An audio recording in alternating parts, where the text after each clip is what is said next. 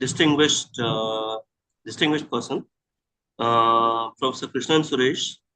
Uh, just to give you a brief background or introduction, Krishnan Suresh is the Mead Writer Foundation Professor of Mechanical Engineering at the University of Wisconsin-Madison.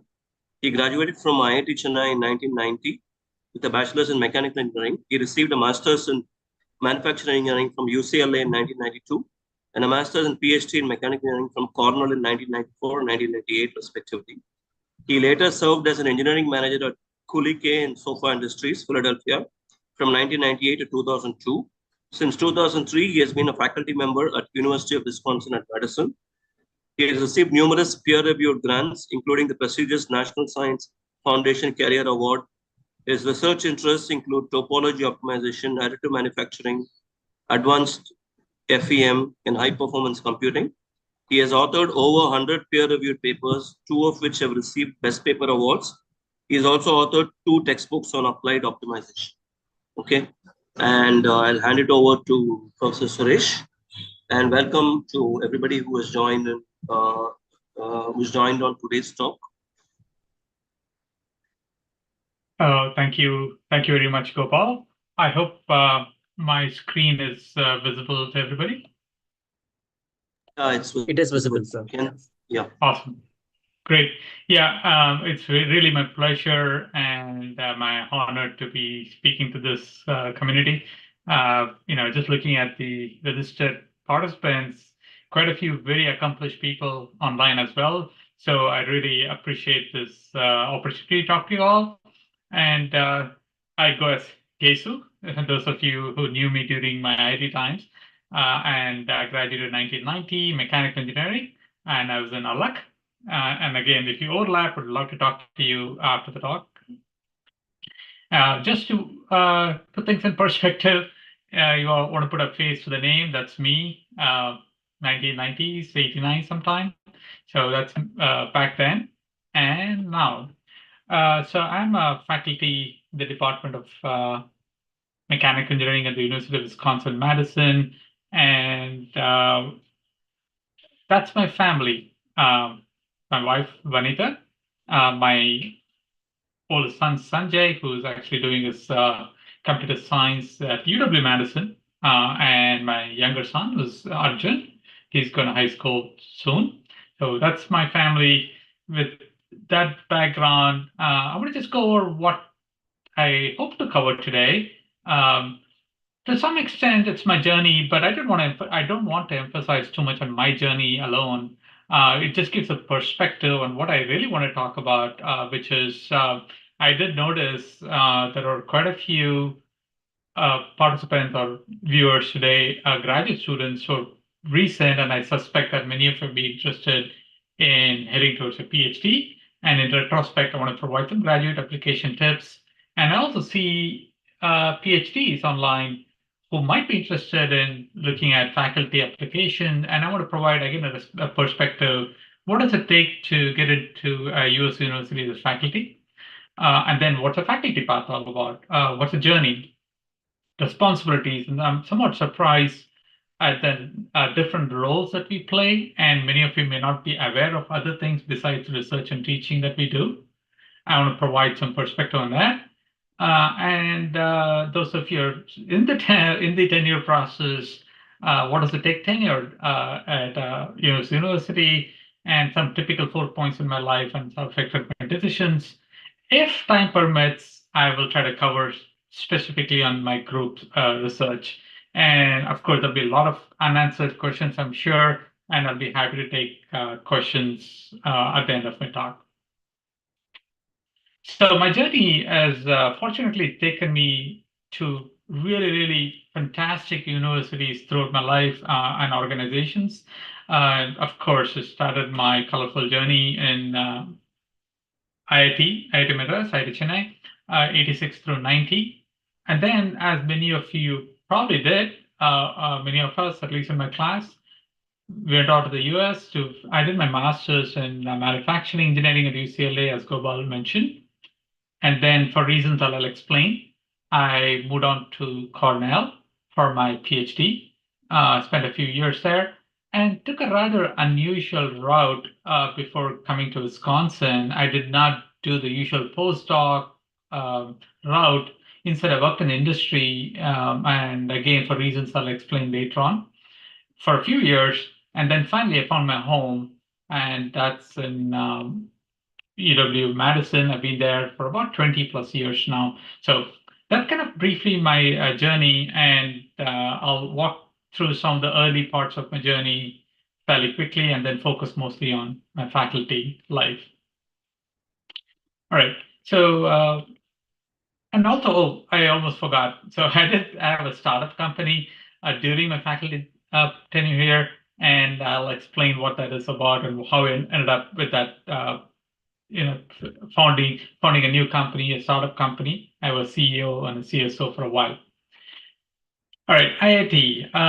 Well, as I'm sure all of us who have been to IIT, we just had a whale of a time, and yeah, very big ambitions. I'll be fooling myself if I told you, oh, I wanted to be a faculty. Well, not quite. I had some idea that I wanted to be a scientist, and mostly it was all about survival, as many of you probably will agree. It was a pretty stiff competition at IIT.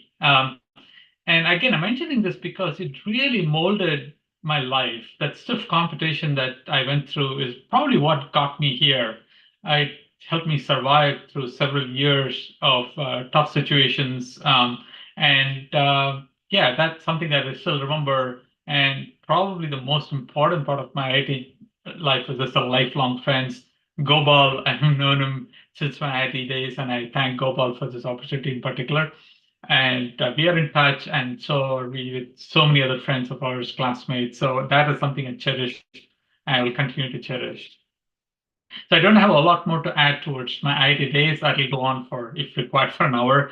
But I moved on to UCLA because I was 100% sure I want to pursue higher studies. And all I can say was it's very smooth. So all the competition and training and IIT made my life at UCLA really easy. There was really not much difficulty from an academic standpoint. But there were some funding challenges in IIT, sorry, UCLA during the time there was a downturn in the US economy.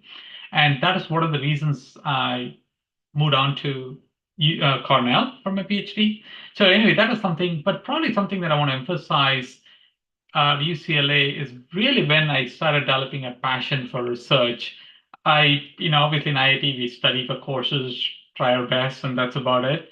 Whereas research is a completely different ballgame, and I started understanding the beauty of research during my UCLA days.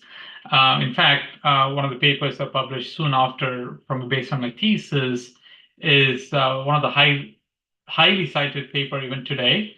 So I'm fairly proud of that work. Very, very early days of my research, and yeah, that is something that came out of my UCLA days. And the first 4 point that happened in my life was right after UCLA. As I mentioned, there were some funding challenges.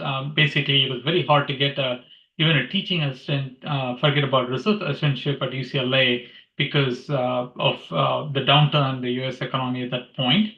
And there was funding shortages everywhere. And I had two options. One, to take up a pretty decent job offer. I got a job offer based on my work at UCLA. Also, I had a offer from PhD from Cornell, and it was a no-brainer for me. I wanted to pursue research. So it was something that I'm really, really happy I made that decision. And many of us often face this 4 point, and we need to just look inside and say, what am I really passionate about? And I think that really answered what decision I had to come to. So it was on to a PhD. But at this point, I want to say in perspective, many of you I saw online are probably recent graduates and from IIT, either BTech, MTech, and you might be interested in a PhD. And I want to just put a few tips out there. And I've been a faculty for 20 years, so I So I personally don't care for a 9.5 GPA or 10. No, I don't think that makes any difference to me or to any of my colleagues. Can you do research? Have you shown interest in research? So that's probably the number one criteria I look for in a PhD applicant is a research portfolio. Show me that you're interested. What have you done? I'm not talking about publication, but other things that you work with the faculty, you spent your time with other faculty in academic environment. That's what I'd like to see. And don't hesitate to contact faculty via email. I mean, you need to get our attention. We are busy. So I personally respond to every email that I get. I'm not sure all my colleagues do, but I'm sure they read it and they decide whether to respond or delete. So that shouldn't be your decision. You should go ahead and email, be concise in your email, attach your CV. And one thing I really, really advise you not to do is don't cut and paste. Um, I get emails which are really directed to somebody else in a different university. Your Dr. Christopher McGill, I'd love to work with you. And I delete that immediately. If you don't take care to even attend to whom you're sending an email to, then I don't think I need to read your email. So I've done this so many times on the email, so you'll lose an opportunity. So try and address your emails to faculty specifically to that email. Make sure your content are specific to that faculty, and don't hesitate to follow up. So that's just a very brief application tip, and of course, I'll be happy to answer later on or via email if anybody out there want to know what does it take to be a successful, get into a PhD program. Like I said, I moved on to Cornell, and my advisor there was Professor Herbert Volker. And some of you may know him, especially if you're in my field. He was considered the father of solid modeling. He really made a difference to my career by, really training me on what really research is all about. And it was largely a theoretical line of research, and I'm happy I did that. It gave me a better sense for how to perform research. Um, and probably something I should really, really thank Professor Volker was the art of communication. I cannot overemphasize the importance of communication in any career. It doesn't matter if it's faculty or industry, but faculty in particular spend more than half their time communicating, whether it's teaching, writing proposals, writing papers, talking to colleagues, addressing issues in a meeting. It's all about communication. So I can tell you that it comes par with research. So the art of communication is something I really learned from him. And even till today, I thank him for all the little nuances of communication. And my thesis, those of you who are interested, obviously I will not go through the details during this talk, but it was more on the theoretical lines. And, it did play a role later on in my life, this particular thesis work, but that is something that I think I'm so proud about, the work that I did during my thesis. And briefly again, I was at a fork point because after a PhD, you often have multiple choices. And the fairly normal route for someone like me who's interested, I was interested in a faculty position at the time. I was not sure of 100% interested, but postdoc was something that I could continue my theoretical research. And they're decent paying. Obviously, you don't go take a postdoc because it pays you big bucks. Then there was a position in R&D, research and development and design work, more applied continuation of what I was doing from a design point of view, but more deep, hands-on, if you will, in a company. And there were software jobs. If you recall, 1998, it was boom time in software. And because they came from a CAD environment, people were paying me, big salary to come and work for them back in the West Coast.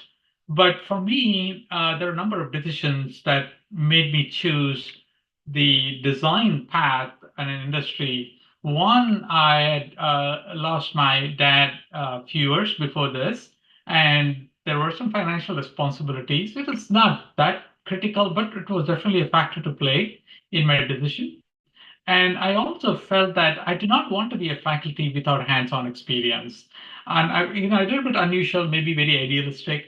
But I did not want to be a PhD postdoc faculty who's never touched a bolt and a screw, doesn't know what design really is all about.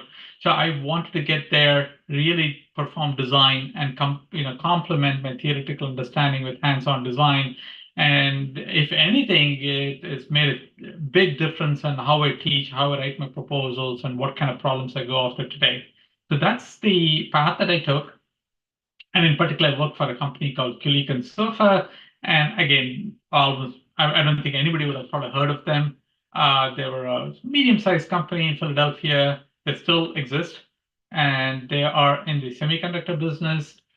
They design, build, and manufacture actually. And that facility we were testing very high performance wire bonding machines, which essentially all they do is they stitch these chips, or if you look at your Intel chips, Pentium chips, or the i7 or i9, you need them to communicate to the rest of the world, and that usually happens through what's called wire bonds, wires, gold wires, and these are just amazing machines. I didn't even know how difficult it is to design these machines. And that's what we designed, and it was a steep learning curve, as steep as my PhD. So at every phase of my life, I'm so fortunate to have been on a steep learning curve, and I learned a lot. But it was soon time to move. But one thing that was clear to me, although it was very practical, it became clear to me while I was interested in research all along. I did not know what type of research I was interested in. Now it is very clear to me that the research that really came to my heart was modeling and simulation. It's using computers to understand how physical systems behave, how do we better design them, is what I was really, really keen on. And I wanted to combine my theoretical background with applied design and work in an academic environment. That's pretty much what I wanted to do. And that takes me to the next 4 point, right? Every time in your life, and I'm sure many of us have gone through these 4 points, in each of us have our own reasons for choosing a particular path. And we could take a different path, a different universe. But I had a few options. One, I got a teaching faculty at Caltech that I could have pursued, but it did not involve much research, so it was not my number one priority. And I did get a position at faculty as a research faculty tenure track process at UW-Madison, and there are a few other options. And for me, because of again reasons, one of my uh, colleagues or fellow graduate student at Cornell. He was now faculty at UW-Madison at the time. And it made sense for me to go there to work with him and develop a joint program. So there was a lot of reasons for me to take up UW-Madison. And I'm really, really thankful that I made the right decision again at that point to join UW-Madison. So that's kind of briefly my background. Now I'll go more into faculty life, which is what I promised I'll do. But it's probably just a correct time to introduce to those of you who are interested, if you finished your PhD, maybe you're working as a postdoc or industry and you're thinking, oh, I'd love to work as a faculty in the US, and I would highly encourage you to consider that option. In perspective, what are the important things to get into get a chance at a foot in the door, at least, to as a US faculty? Oh, number one, research portfolio, right? That's what decides in a top tier university. We want to see what research you're working on. And again, when I say research portfolio, these days at least it's very important on what you're working on, because life is changing so fast that what was important 8, 10 years ago is not critical anymore. So it's so important to be on the cutting edge research. And that's one thing that I mentioned is pick your research field very carefully. It's going to give, open up or close doors for you. And of course, that comes with a clear research plan, and that's what we'd like to see in a faculty, because you're going to start an independent research program. We want to make sure you have a vision on what you would like to do in the next 5, 10, 20 years. And that's a very, very hard thing to do when you're still fresh off your PhD or a postdoc. But that's something you need to work on. And sometimes I was surprised how important as seminars that you typically give a seminar to the faculty, and I am amazed at how important that seminar is because you convey your communication skills. And I again emphasized this a while ago that communication is the key to success in many fields. And the seminar is when many decisions are made, whether you're able to communicate your research plan.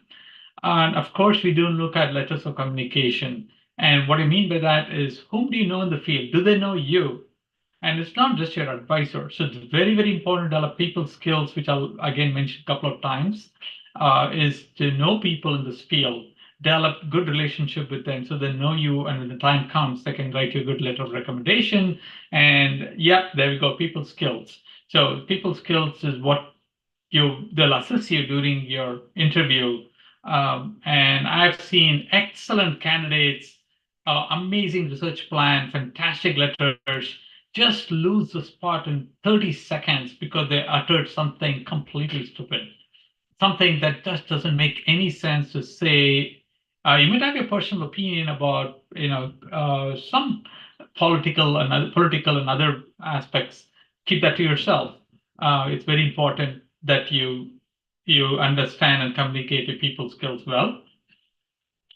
Um, and some teaching experience, proposal writing experience, and so on. So that's kind of the portfolio. And again, those of you who want to know more, feel free to write to me, and I can provide you additional tips if needed.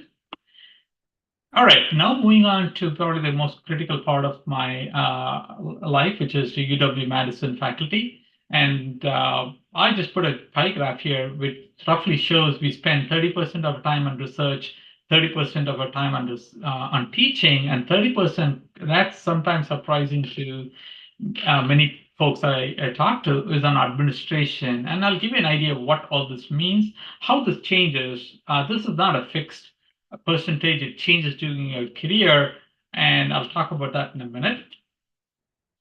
And again, many of the folks I talk to, my classmates, we ask, oh, what is research? What do you guys really do in research? Do you sit and think, sit in a corner and take paper and pencil, think about ideas? It's actually a big process that involves multiple elements. Probably the most important one is hiring good graduate students, because graduate students do bulk of the heavy lifting, and your success will depend on how successful you are in hiring good graduate students. So that's probably the most important, and I think many of the faculty here online will agree. And I'll give you some ideas on what it means in a second. And generating research ideas. And this again doesn't mean you sit in a corner and come up with a brilliant idea. Maybe that have been true 200, 300 years ago, but today it by itself is a process. And I'll give you some tips on what it means there. You have to publish papers. That is how you're judged today. And you just cannot keep your research to yourself and say, hey, I did this amazing stuff, let people come and find out what I do. That doesn't work. And proposal writing is, again, a big part of the research process in the cycle, because you need funding, at least in the US, in order to hire grad students, and this goes in a cycle. And that's the research process that we pretty much all faculty in the US follow. And how do I hire grad students? Well, recall what I said about emails. Believe it or not, that's how I hire my best of my students. They've shown keen interest to reach out to me, and they know, or they've communicated what they do and how it overlaps with what I do. Well, they're in, and I rarely even care about their GPA. I care about whether they can do research. I do look at our applicant pool. I look at undergraduates at UW. I look for faculty contacts, like my friends who work in the university industry. They recommend students. Clearly, they will get my attention. And like I said, research ideas. It's problem identification is 90% of research. If you can identify a good research problem, you're almost there. It's not about, I have this clever idea and I'm just going to pursue it. Have you done a literature review? Do you know what the state of the art is? Right? Without that, research makes no sense today. And again, like I said, 300 years ago, we knew very little about the world. and you can just sit in a corner and come up with this brilliant idea. But today, the amount of scientific output is just incredible. So you need to be on the top of the page here, understand what's going on, and put your work in that perspective. And some preliminary results that show that what you're saying is that's not some nonsense, but it makes sense, and you have some initial results. Um, Published papers. And here I want to emphasize one thing that is, again, in perspective, is so critical, is you need to identify a society. When you publish, don't just publish in some random journals that you say, oh, this journal looks good. Like, how about that journal there? That's not how you pick your publication. You put things in perspective and say, which society do I want to belong to? I belong to the ASME, CIE, design automation community. So that's where I publish papers. What are their journals? What are their conferences? I don't keep switching because people need to know me in that field.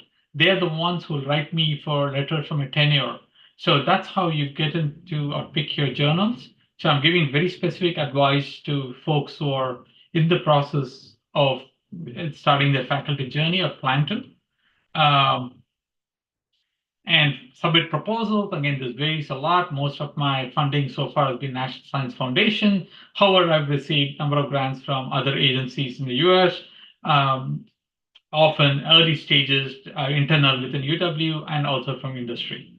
So hopefully that gives a perspective on all the little things that go into the research process in the US. Research model, and I'm emphasizing this is because not not every US faculty goes along the same path. What I mean by that is we have single PI researchers. They just work with their students. They're happy working with students, perfectly legitimate. They get their funding, support their students. They don't need to collaborate a whole lot, but that's very rare. Often they work with small teams, like maybe their colleagues, a couple of other folks from different universities. That's another valid model. And there are different models where they believe in leadership and they start big centers leading 20 faculty members, and they themselves may not be deep into research on an everyday basis, but they provide a perspective and bringing in funding. And every model works.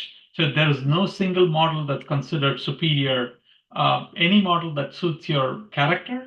And I would say I belong more in the single PI and small team model. That's how I function. And that's my research, what I talked about. Again, backing up a little bit, I apologize. I'm going a few slides back. I mentioned research, teaching, and administration. And I want to just jump in very briefly into the teaching and administration, then I'll come back to the faculty life in a minute. So the teaching,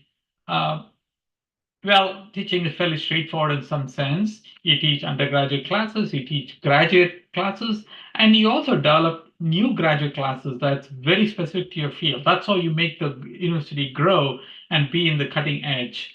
And typically it's 2 or 3 courses per year. That varies a lot from university to university, department to department.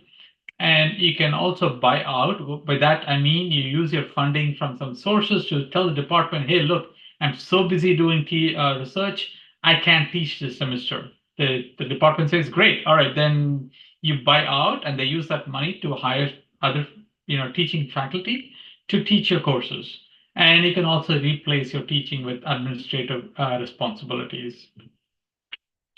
And I am proud to say that I take teaching very, very seriously. I'm very passionate about teaching. And I'm very proud to say that I've been the top 3 faculty in our department and in the college to some extent for the past 20 plus years. And I have received awards and I mentioned this partly because I feel that teaching is sometimes neglected in really top tier universities. The very, very top, the teaching is often neglected, and unfortunately, the students suffer. If you want to grow the next generation of students, and I think it's very important to focus on teaching and inspire them. So I'm very happy to say that, in addition to research, I'm passionate about teaching as well. Administration is often a black box of most people outside the university. They don't know what we do. They think, oh, research and teaching. But a significant portion goes to administration. Universities are largely governed by faculty, and I think I just want to mention that. And the type of responsibilities can range from undergraduate advising. A student just got in touch with me yesterday and say, "Hey, I'm having trouble graduating. Can you help me?" So that's something that we address. Graduate admissions. Uh, who gets admitted? It's a joint decision by the department, so we play a role in that. Course planning. I'm in charge of all the courses within my field in the department. So I need to make sure that enough courses are offered, they don't overlap in time, that we're not repeating courses too often. That requires effort. Budget planning. I'm part of the college budget planning. So faculty need to approve that we're spending the money on the right building, the right equipment, hiring the right faculty. We are the ones who make that decision. Faculty hiring, oh boy, that is a tremendous amount of work. Who gets hired? So we decide who gets hired, and that's a lot of pruning, discussions, interviews, and so on and so forth. Tenure oversight, the younger faculty, how do we guide them to make sure they get tenure? Assistant professor mentoring. I can keep going on. So that's a lot of responsibilities that faculty have to undertake in addition to the research and teaching. Faculty progress. So again, this is something that I'm sure many of you are familiar with. Roughly speaking, when you join, you're an assistant professor for about 6 years. Then you get a tenure and you become an associate professor for roughly 6 years. Again, this can vary a lot. And then you become a full professor after 10, 12 years. And again, you can be on a fast track, you might slow down. That varies depending on the individual.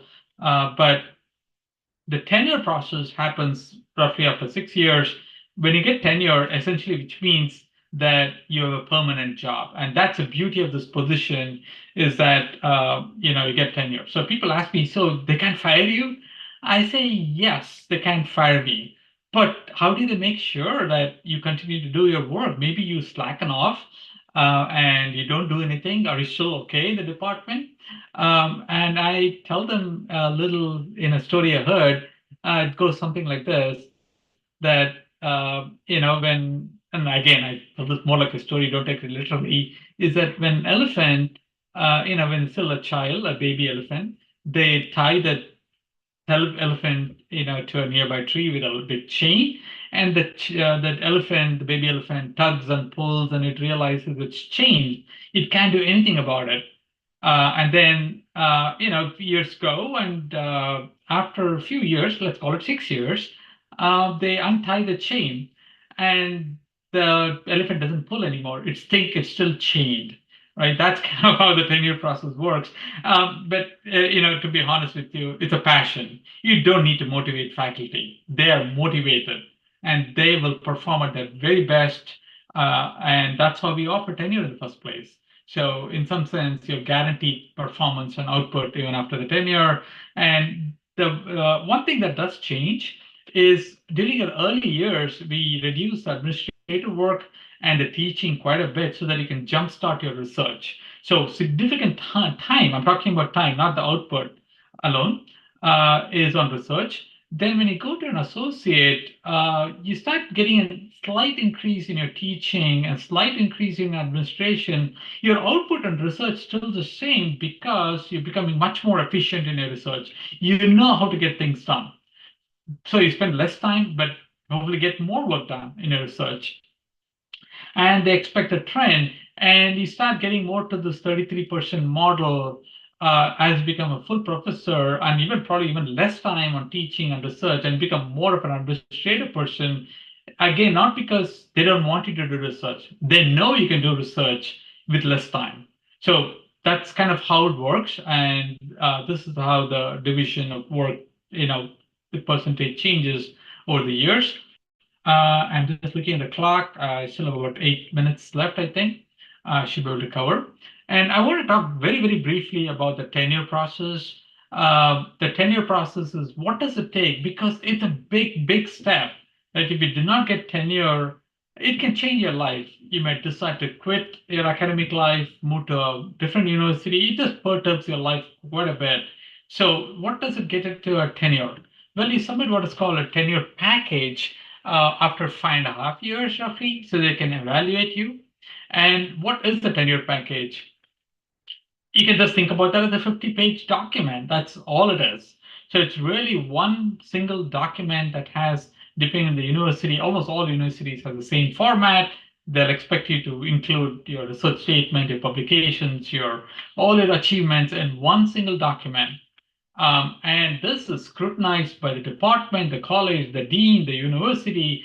I have been part of every committee, including the university committee, where they evaluate tenure packages from the math, from the physics, from biology.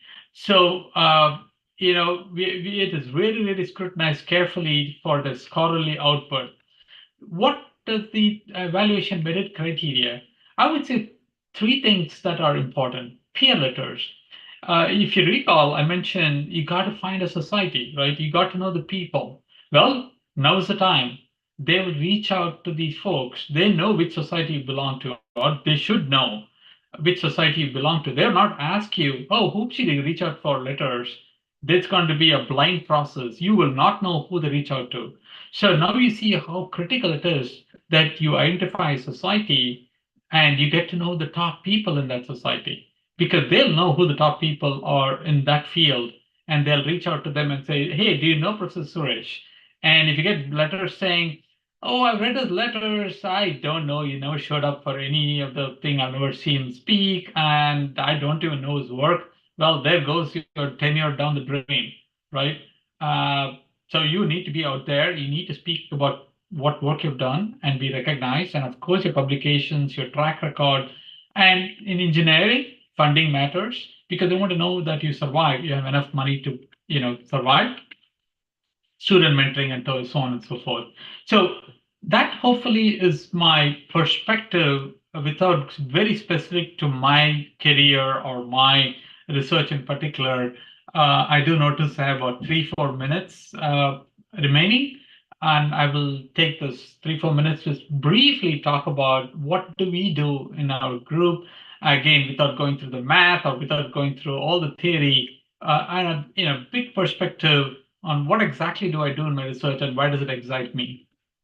Our group research really comprises of three different areas. Um, Design optimization, which I'll briefly talk about, additive manufacturing, metal 3D printing in particular. We do a lot of that. And last 5-7 years, machine learning.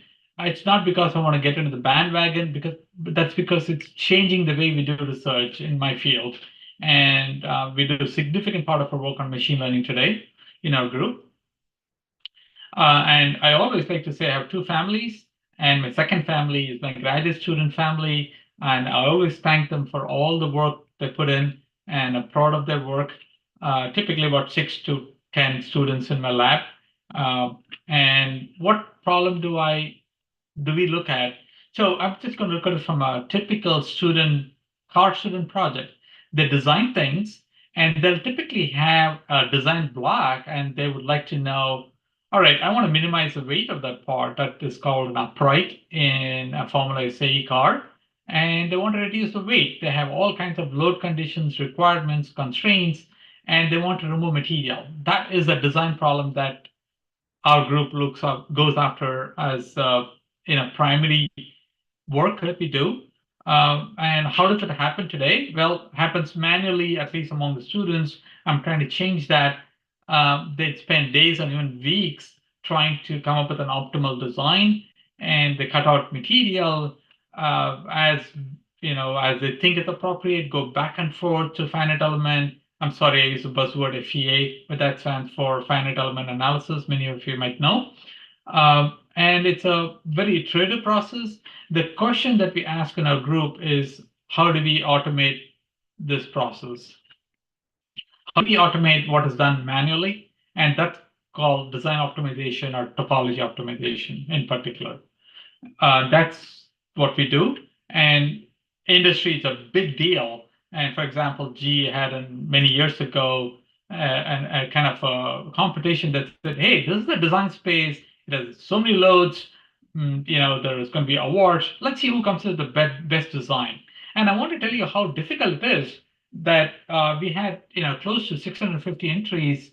All kinds of designs were uploaded by teams. It was entirely a trial and error process from all across the world, design groups from top-notch design groups from around the world. Uh, Typical responses that you'll see online were, oh, we tried different models, we spent the team, we need to know what feedback do we have on a design and so on and so forth. So you see this trial and error in multiple member teams, several days and weeks to come up with optimal designs. So it's really one of the key bottlenecks in design.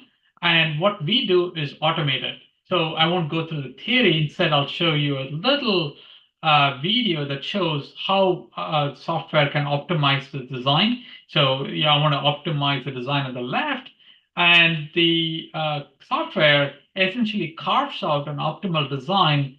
And this is pretty much in live.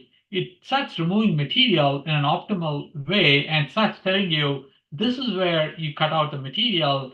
And at the end of 30 seconds, not weeks, it tells you that's your optimal design. So, and that can save you incredible amount of work and incredible amount of trial and error to come up with an optimal design. Here's some examples. How did we compare against manual? What took them days took us minutes, and we were in fact performing slightly better. And we had some recommendations for the team and so on.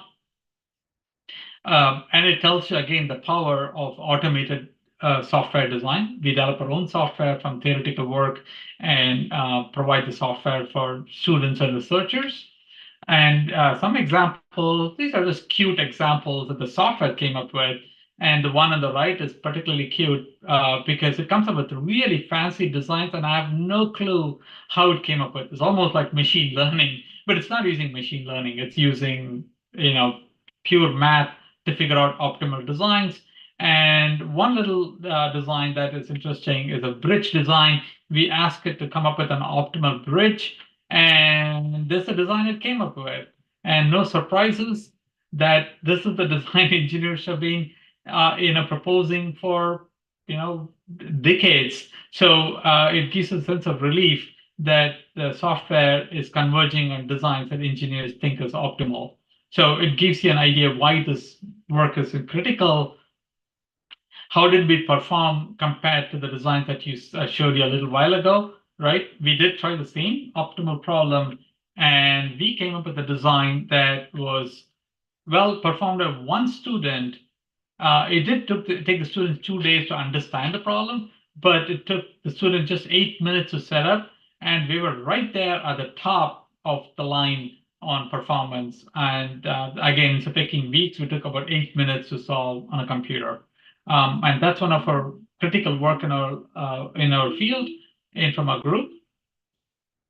And then I want to mention in very brief passing that the work that we did in our group has actually resulted in a startup company that I was a founder of, and it's a tool that comes with SolidWorks.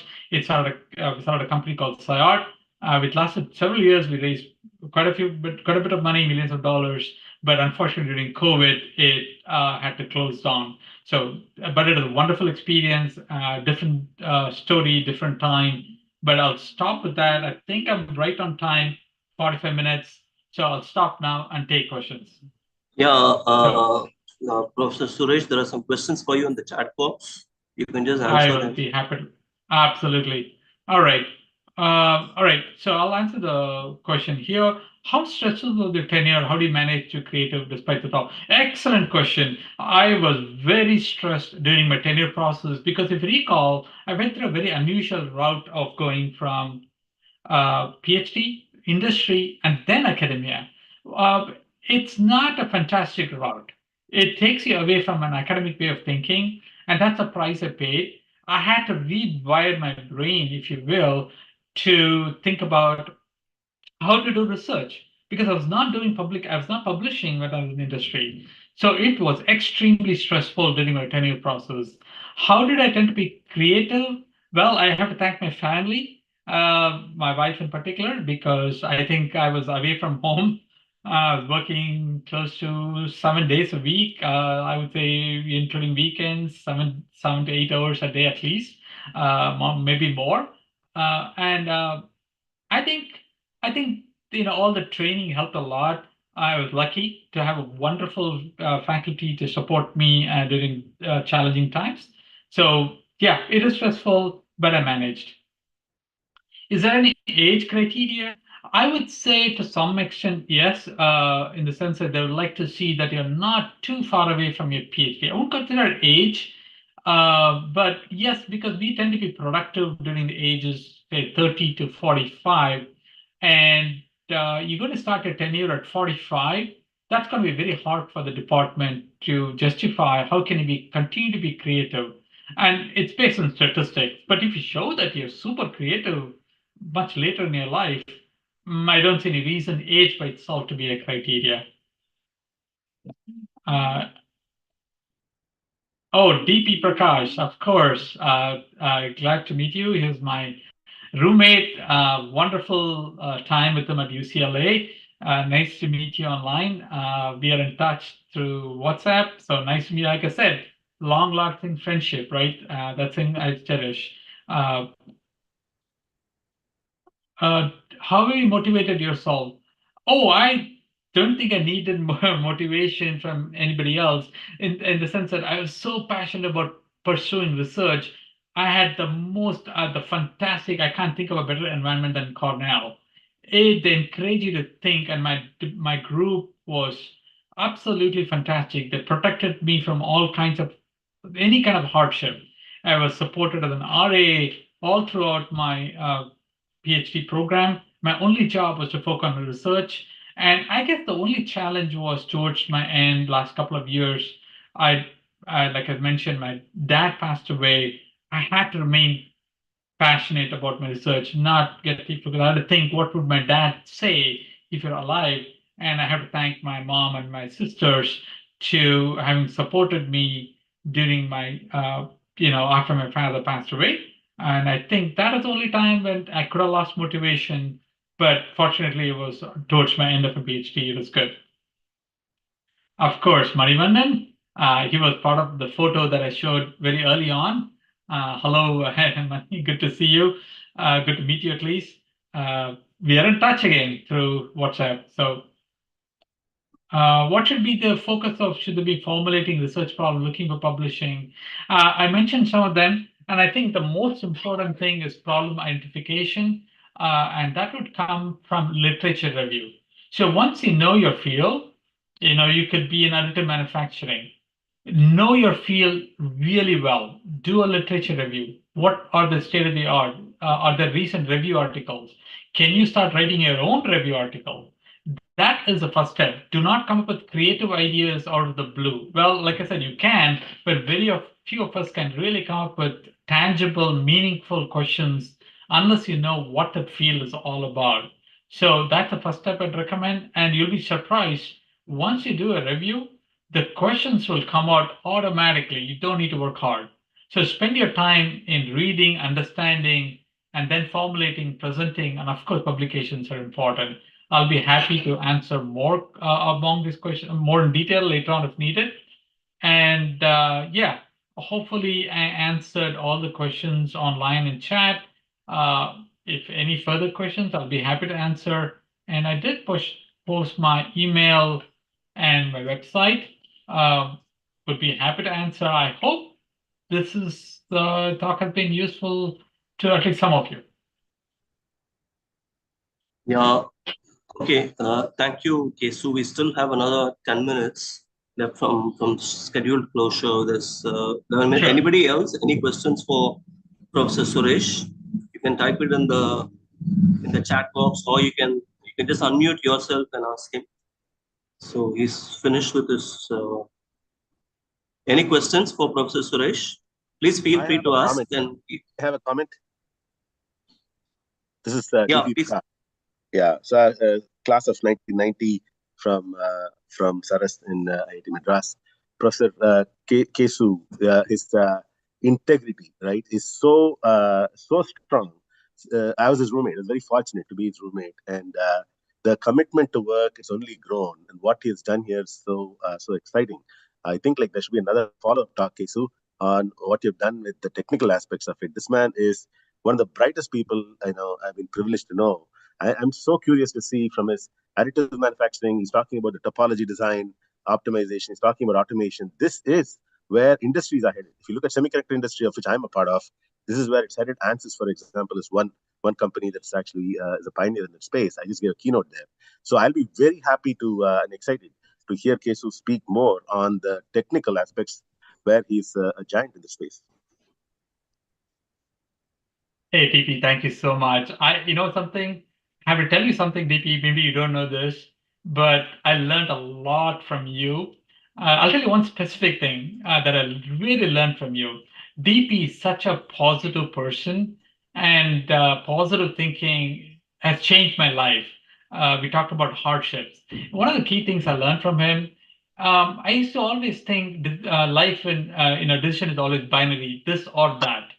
And he made me think differently. I don't know whether he recalled DP, but he told me it's not, life is not all about this or that. Why didn't you think about this and that? Okay, that is something I said, wow, I didn't think like that. So basically, sometimes we say, oh, do I want to focus on a job or do I need to focus on family? No, you don't. You need to focus on family and your job.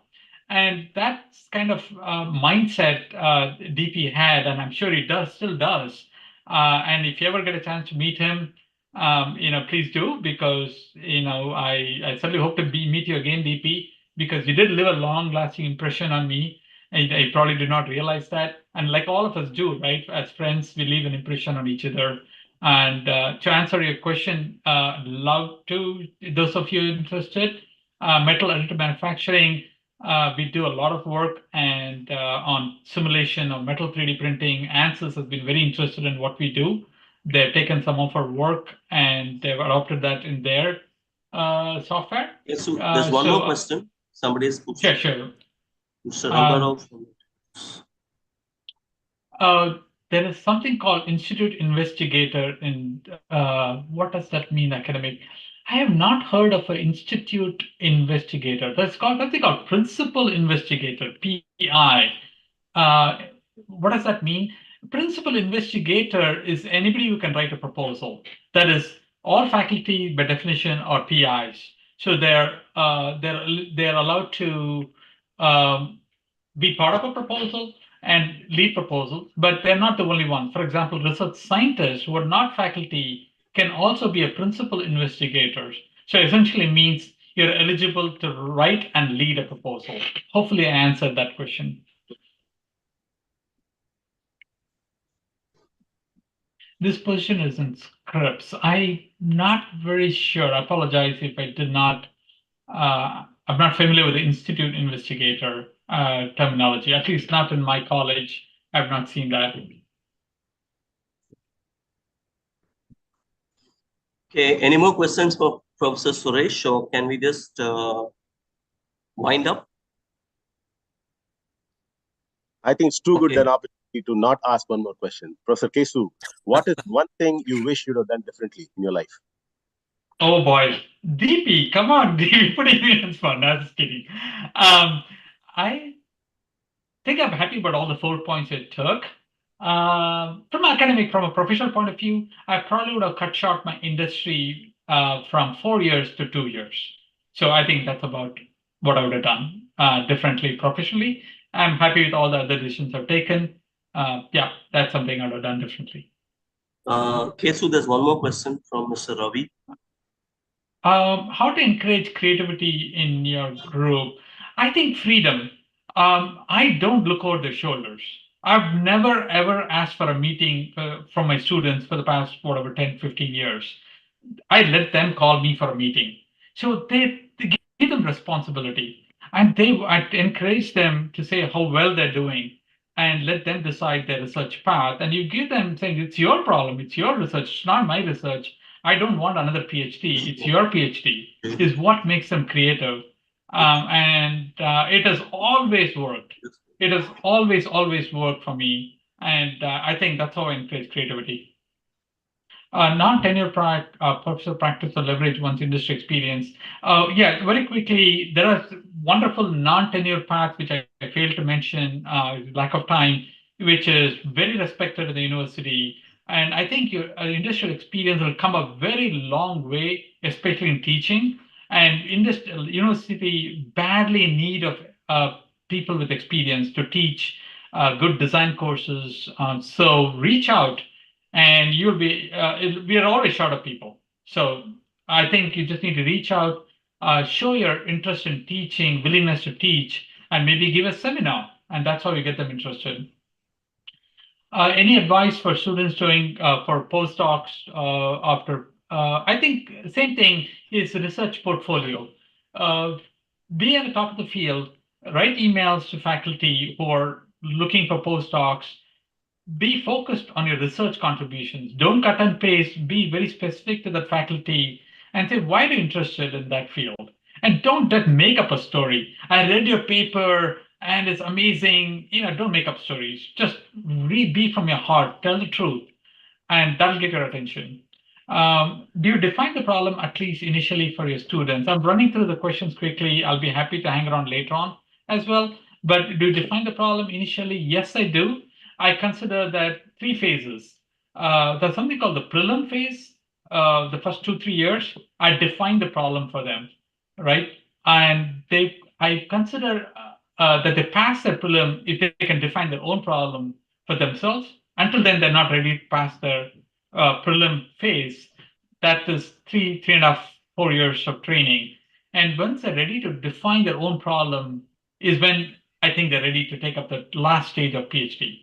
And when are they ready to graduate in PhD is when they know more than me.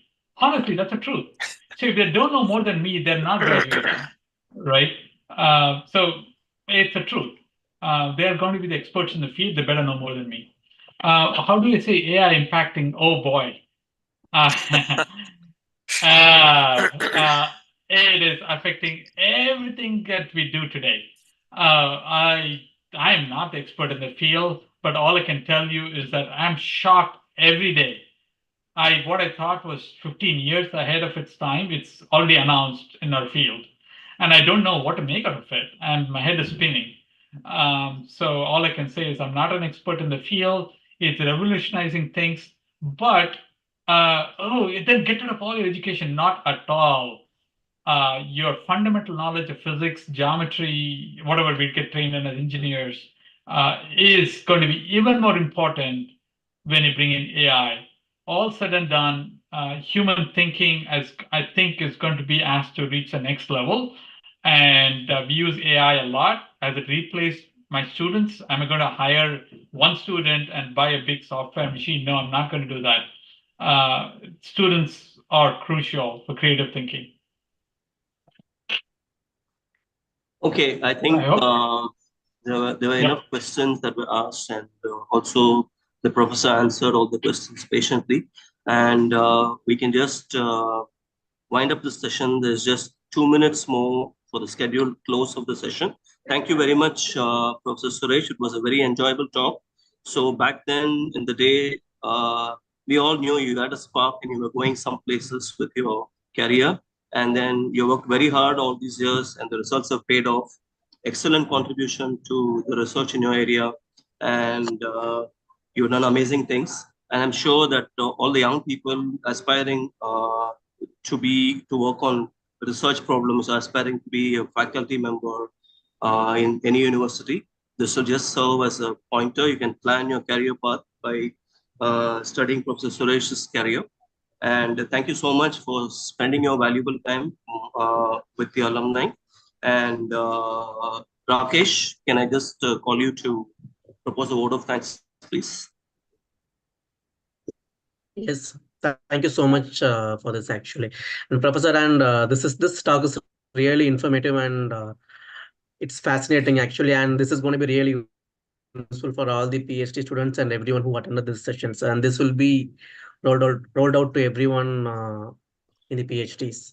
And I will share your email ID with them to, if they have any questions, they'll be writing back to you. And thank you so much for spending your time with us and giving us a lot of clarity in this particular topic. Thank you so much, sir. Oh, thank you very much for this opportunity. I would love to answer questions. Feel free to reach out to me. 100% I'll reply to you. All right. Thank you again, and Okay. good meeting you all virtually. Thank you, everybody. Thank you. Thank you. Thanks a lot. Yes, Thank you. Kesu.